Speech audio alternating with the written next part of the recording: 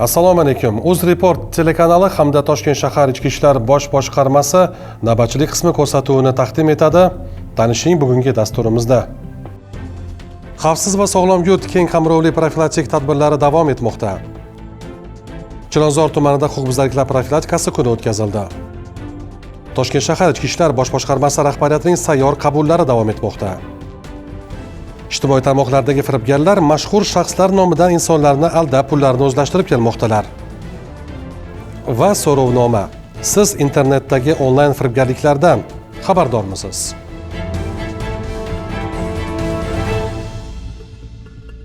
Xabaringiz bor, mamlakatimizda xavfsiz va sog'lom yurt keng qamrovli tezkor profilaktik tadbirlari o'tkazilmoqda va uning doirasida ko'plab jinoyatlarga barham berilib, oldi olinmoqda. Xususan Toshkent shahar ichki ishlar bosh boshqarmasi navbatchilik qismiga giyohvandlik moddalar savdosi bilan shug'ullanib yurgan shaxslar haqida ma'lumot kelib tushdi. O'tkazilgan tezkor tadbirlar davomida ushbu shaxslar qo'lga olindi. Xavfsiz va sog'lom yurt keng qamrovli tezkor profilaktik tadbirlar davomida poytaxt ichki ishlar bosh boshqarmasi tomonidan bir qator tezkor tadbirlar o'tkazilmoqda. Olingan tezkor ma'lumot asosida Mirobod tumani ichki ishlar organlari faoliyatini muvofiqlashtirish boshqarmasi jinoyat qidiruv bo'limi xodimlari tomonidan xolislar ishtirokida tumanda joylashgan xonadonlarning biri ko'zdan kechirilganda giyohvandlik vositalari yetishtirilayotganligi aniqlangan.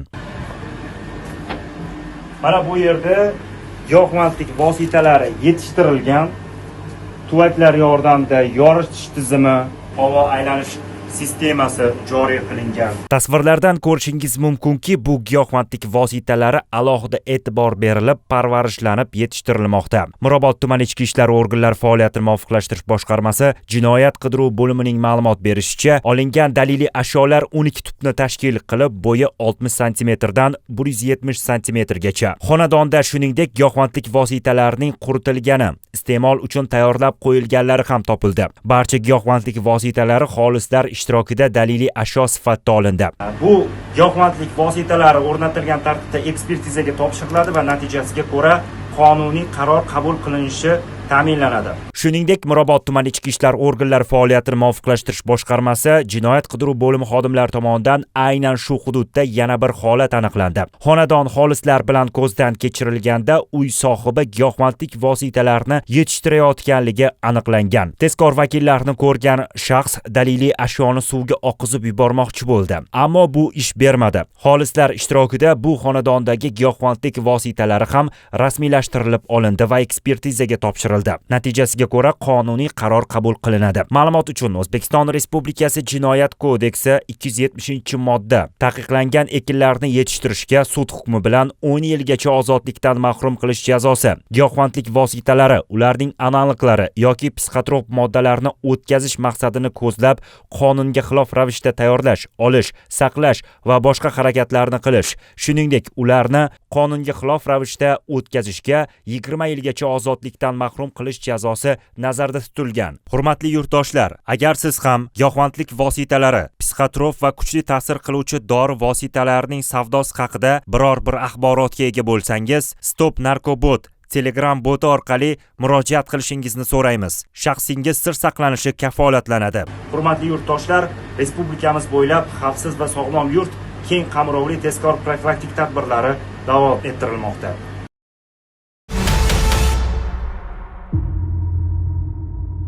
Ko'plab jinoyatlar yoki huquqbuzarliklar ma'lumki aynan giyohvandlikning ortidan yuz berayotganligi bizga sir emas. Shu sababdan ham haftaning har payshanba kuni yurtimizda huquqbuzarliklar profilaktikasi tadbirlari o'tkaziladi. Ya'ni bunda shu kabi jinoyatlarni oldini olishga qaratilgan targ'ibot, tashviqot ishlari olib boriladi. Ana shunday navbatdagi tadbir poytaxtimizning Chilonzor tumanida tashkil etildi.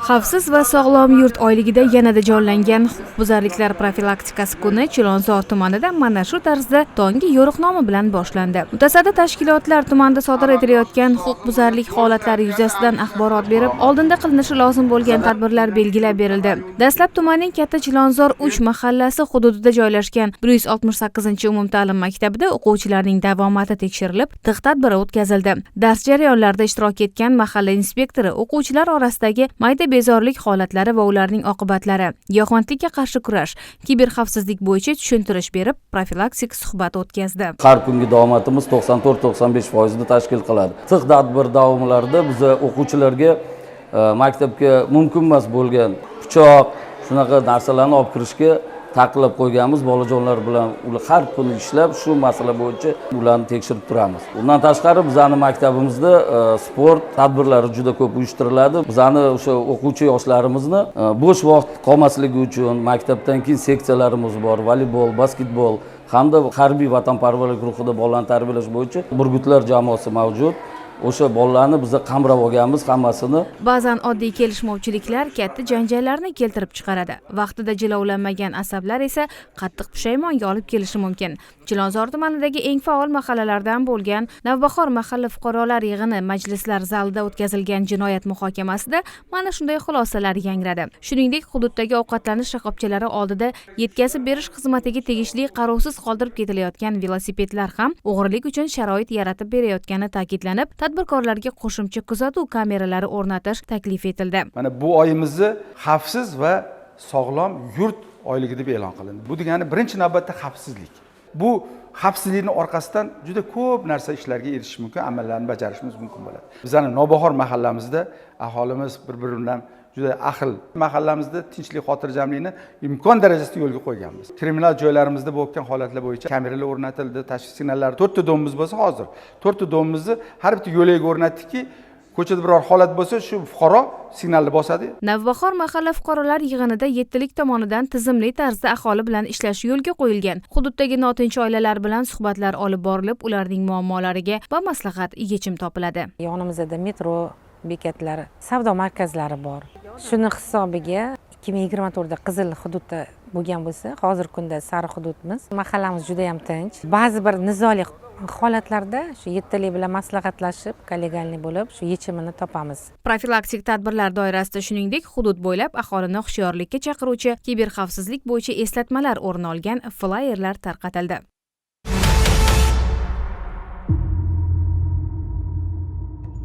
Xalq davlat organlari uchun emas, balkim davlat organlari xalq uchun xizmat qilish kerak degan tushuncha davlatimiz rahbari tomonidan ilgari surilgan va bugungi kunda aynan xalq qabulxonalari yoki bo'lmasam o'tkazilayotgan sayyor qabullarda fuqarolarning og'iri yengil qilinmoqda, ularning muammolari bartaraf etilishga qaratilmoqda.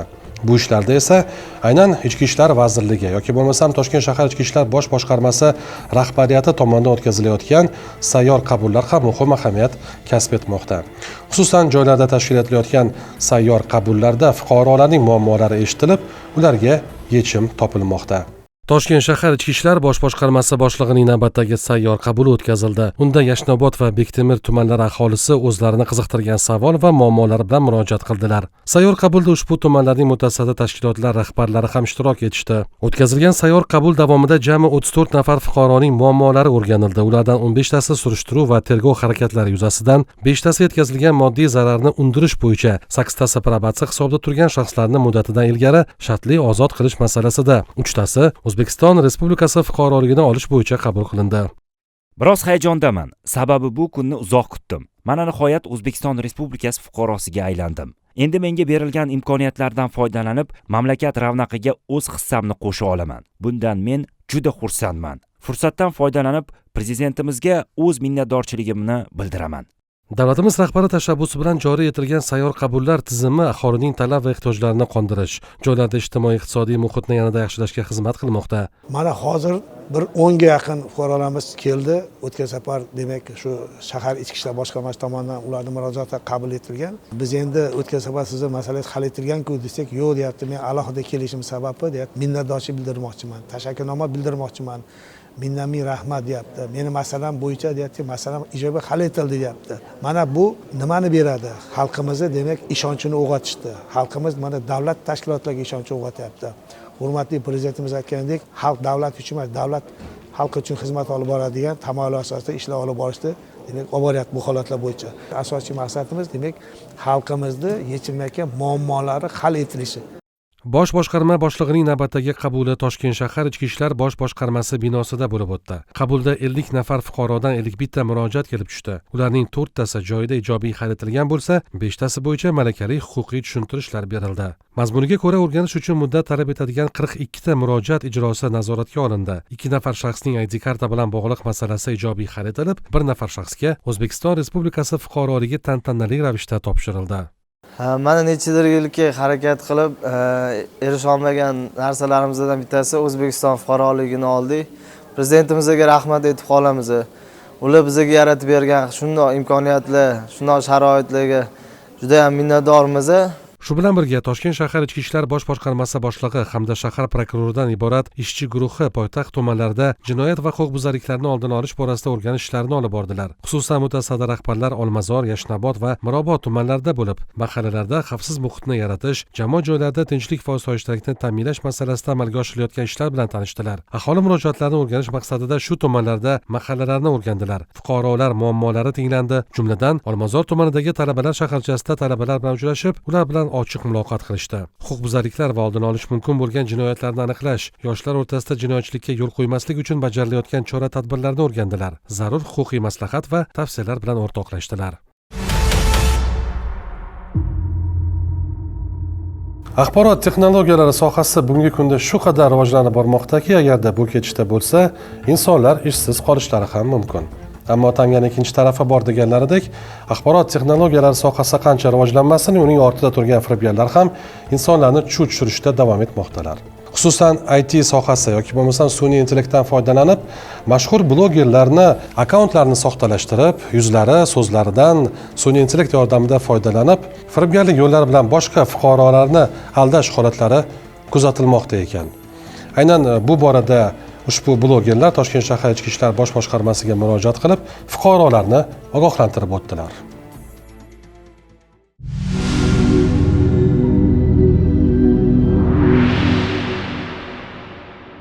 Jahon moliya bozori bo'yicha treyderman. 2018-yildan beri bu soha bilan faoliyat yuritaman va O'zbekistonda eng mashhur treyderlardan bittasiman desam bo'ladi. Va so'nggi paytlarda aynan mani nomimdan ochilgan har xil turdagi fake akkauntlar odamlarni aynan ushbu trading sohasi orqali aldab, pullarni o'zlashtirib kelishmoqda. Bulardan jumladan qilib Abdulloh Azizxonov, Halol Trading, Halol Invest kabilarni misol tariqasida ko'rishimiz mumkin. Va aynan ularning asosiy maqsadi bu sohadan xalqimizni tez va oson pul topishga ishontirib, ulardan har xil turdagi kreditlar, qarzlarni yoki tez va oson pullaringizni ko'paytirib olasiz degan aldovlar bilan boshqa bir plastik kartalarga pul o'tkazimlarini amalga oshirib, shu tariqa o'zlashtirishmoqda. Ogohlantirgan bo'lardimki, hech qachon trading sohasida tez va oson pul topib bo'lmaydi.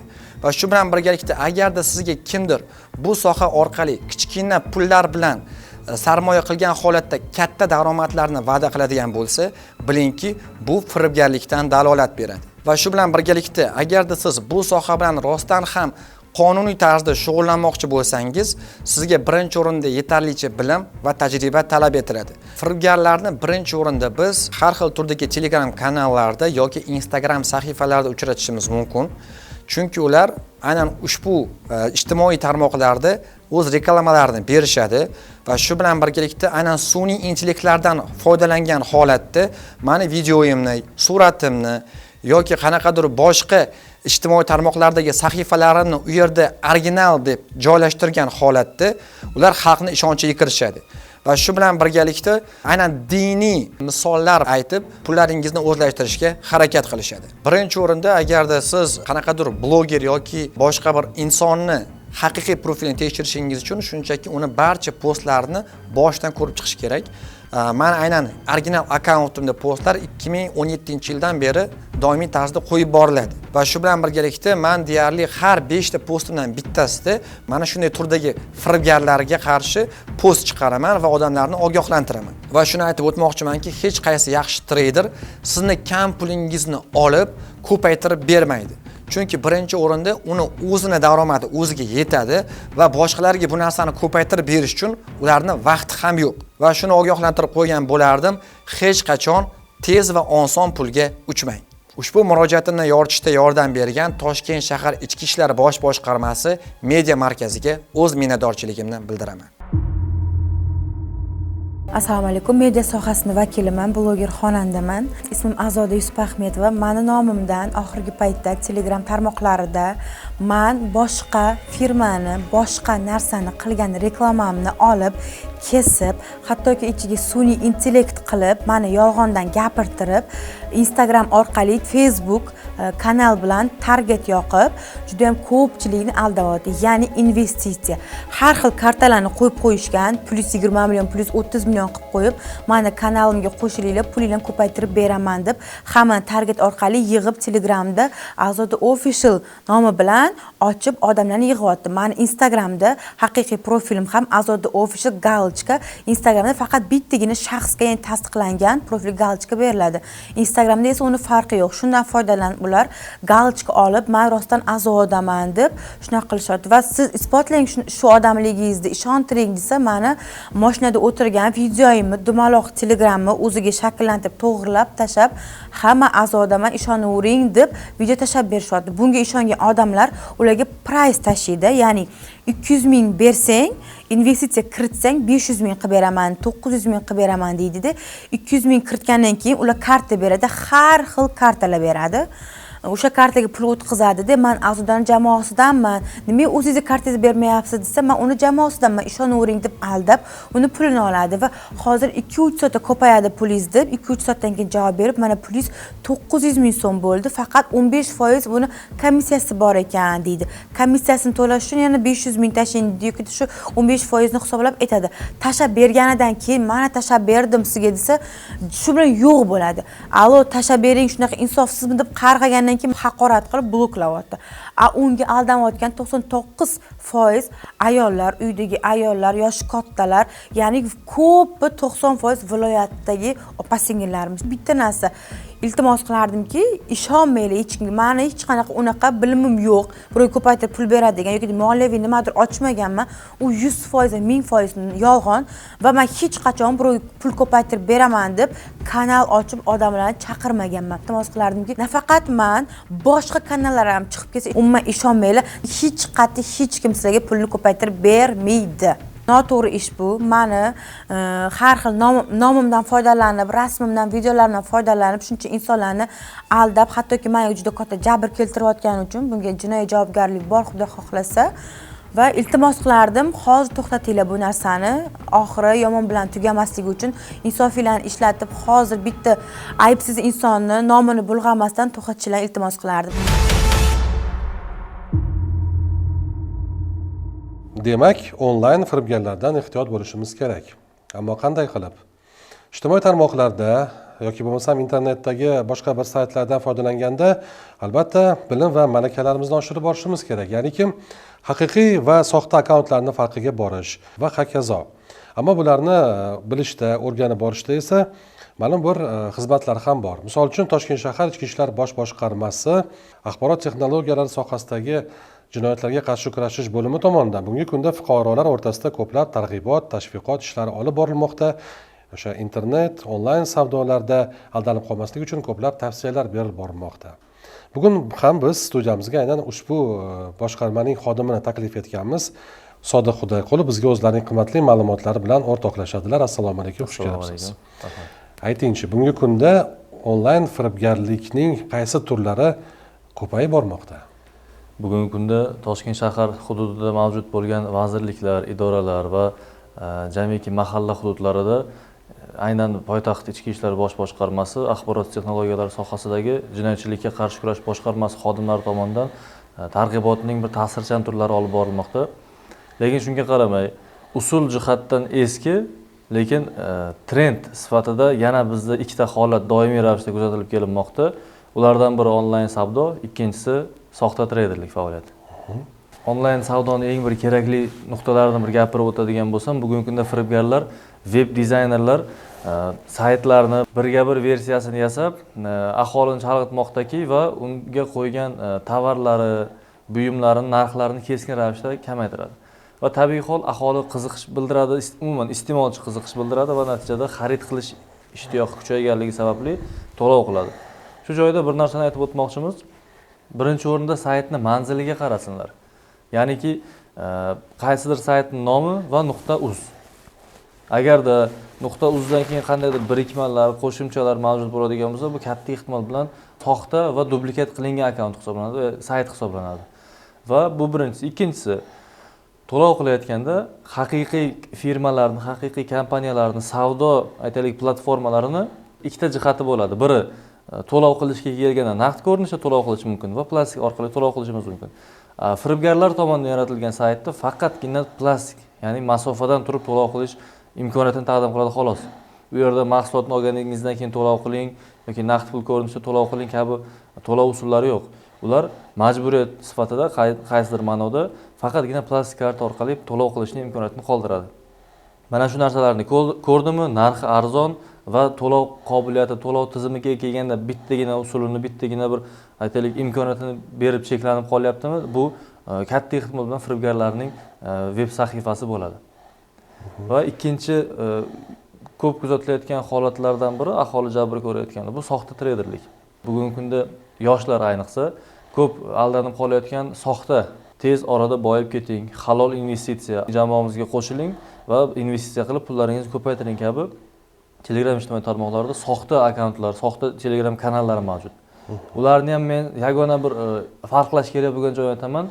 Bitta so'z bilan aytaman, bitta so'z bilan tushuntirishga harakat qilaman. Respublikamizda rasmiy ro'yxatdan o'tgan treyderlar mavjud emas.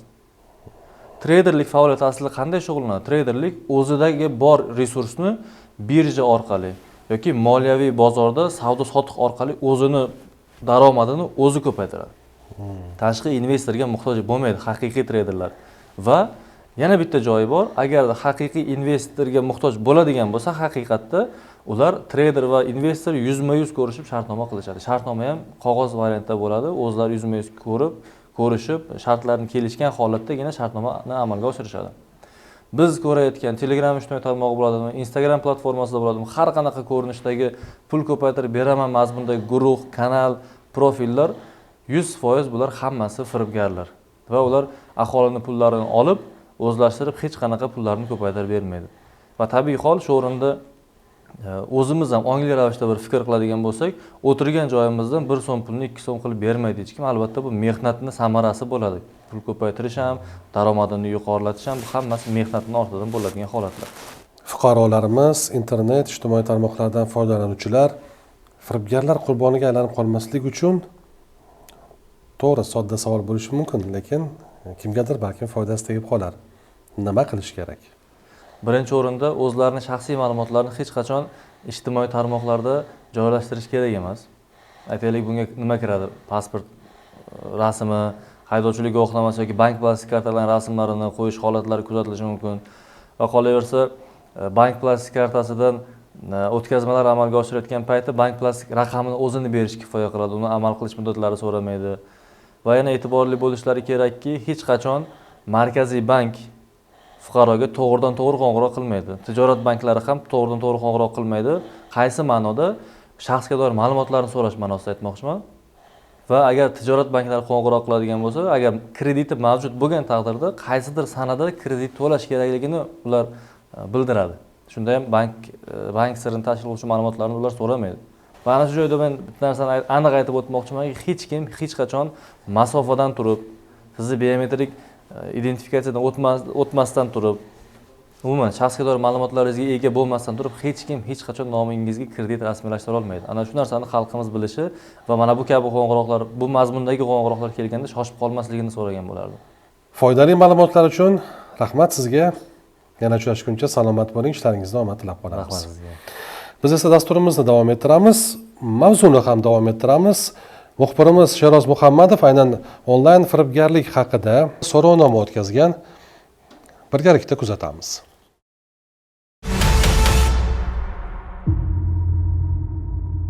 Internetdagi onlayn firibgarliklardan xabaringiz bormi? Bor. O'sha kartadan pul yechiladi. SMS kelgandan hech kimga kodini berish kerak emas.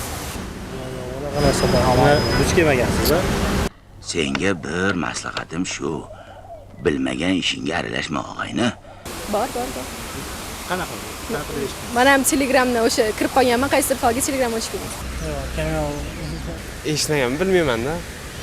O'shaning uchun gapirib bera olmayman. Yo, bitta savol. Umuman nima ishinglar bor meni qayerga ketishim bilan? To'g'ri, xabar. Qanaqa turlarini bilasiz? Internetda o'sha telefon qilib SMS fayl tashib berish orqali bilan. O'sha telefon qilinadi, o'sha har xil davlatlardan qilinadi. O'sha keyingacha olinadi karta. Birinchi o'rinda o'sha boshqa davlat nomerlarini ko'tarmaslik kerak. Keyin birovga o'z shaxsiy ma'lumotlarini bermaslik kerak. Assalomu alaykum. Yaxshimisizlar? Savolimiz bor edi. Yo'q ekan. Bor. Yana o'yinlar bor-ku. Pulingni ko'paytirib beraman degan. Ularni ham eshitganmiz. Telefon qilsa, ogoh bo'lish kerak, ko'tarish kerak emas, boshqa davlatdan kelgan nomerlarni. SMS xabarlarni berish kerak emas deb o'ylayman. Internetdagi onlayn firibgarlikdan xabaringiz bormi? Bunaqa emas aka, bizni qishloqi deb qadib yerga uraveradimi? Shu telefon orqali telefon qiladi, nomerlar orqali. Shular ko'tarsa, karta raqamdan javob beradi. Har qanday ma'lumotlarni aytmaslik kerak telefon qilgan odamga, u shaxsiy ma'lumot. Ko'plardan emas, ba'zilarini. Qanaqa turlarini bilasiz? Bankdan pul olib ketishi, telefon qilishadi. Biz shunaqa kompaniyadanmiz yoki bankdanmiz. Hisob raqamingizni tekshirmoqchi edik, telefoningizga SMS boradi, to'ring deyishadi, pulni yechib ketishadi. Keyin masalan aldab etishadi, o'zi rasm tashashadi, unaqa narsa bo'lmaydi. O'sha pul tashang, sizlarga dastavka qilib beramiz deydi, lekin dastavka qilishmaydi. Shunaqa turlari ko'p hozir. Bu internetlarda ham, boyagi xabarlarda ham chiqishyapti, sal e'tiborli bo'lsa bo'ladi. Telefon qiladi-da, SMS pul yechib oladi. Bizning nomerlarni olish kerak emas. Telefon qilyapti deyapti, haligi nima kimdir bankdanman deyapti, kimdir haligi nima telefon kompaniyadanman ham deyapti. Kimlardan ketma-ket xilma-xil chiqyapti, yengiz ko'payib chiqyapti bularni. Ularga aldanib qolmaslik uchun nimalarga e'tibor berish kerak deb o'ylaysiz? Bilmadim-ku, odam o'zini ehtiyot qilish kerak-ku, lekin iloji boricha o'sha aytgandek qilib begonaga o'sha olmagan ham ma'qul bo'lib qoldi-da.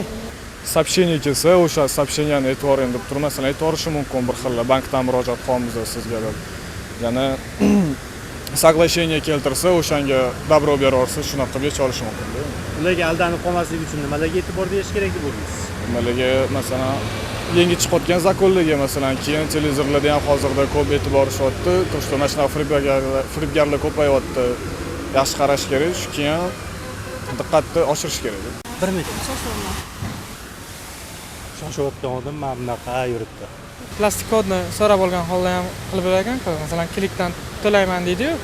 Klikdan to'layman degan holda yechib olish mumkin ekan-da. Mana shunaqasini ham eshitdim yaqindan endi. Ularga aldanib qolmaslik uchun nimalarga e'tibor berish kerak deb o'ylaysiz? Endi shu e'tiborroq berish kerak, qarash kerak-da. Men o'z internetni yaxshi tushunmayman, biroq ko'p eshitganman. Juda bolalarim, kelinlarim, qizlarim aytadi. Kimdir narsa jo'natsa, shuni bosib olmang, ochib olmang deydi. Agar mabodo otsa, qanchadir puli bo'lsa, olib qo'yadi yoki nima deydi, kredit men nomimga olishi mumkin-da. Shuning uchun uncha kelgan xabarlarni ochmayman men. Notanish xabar, agar senga yuraging jiz etmagan xabar bo'lsa, umuman ochmaslik kerak. Bitta savolimiz bor edi. Shunday savolga javob berasizmi? Men qoraman bu. Aldab kod kelsa yechib oladi. Xabarlar bor, ha. Siz rasmiy topib kirib ko'ring deydi. Kirsangiz ketdi o'zi. Ya, Telegramdan-da ko'pincha Telegramga kelishadi. Nomer tashlaysiz, pul tashlayman, shunaqalardan ko'rganman. Ishonavermaslik kerak-da hamma narsaga. Bo'ldi, boshqa narsa yo'q. Assalomu alaykum. Bitta savolimiz bor edi, shoshmay turing. Yo'q, rahmat. Voy. Bittagina savol. Xo'rlayvermang, mening ham holim bor. Qanaqa turlarini bilasiz? Telefon qilishadi ko'proq. Keyin Telegramdan gruppalardan yozib yuborishadi. Telefon qilib so'rashyapti oxirgi ko'proq uchraydigan. O'sha karta raqam SMS aytmaslik kerak. Rahmat.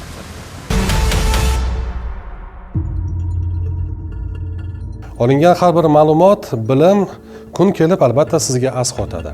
Ammo shunday bo'lsa-da yana bir bora takrorlab o'tamiz.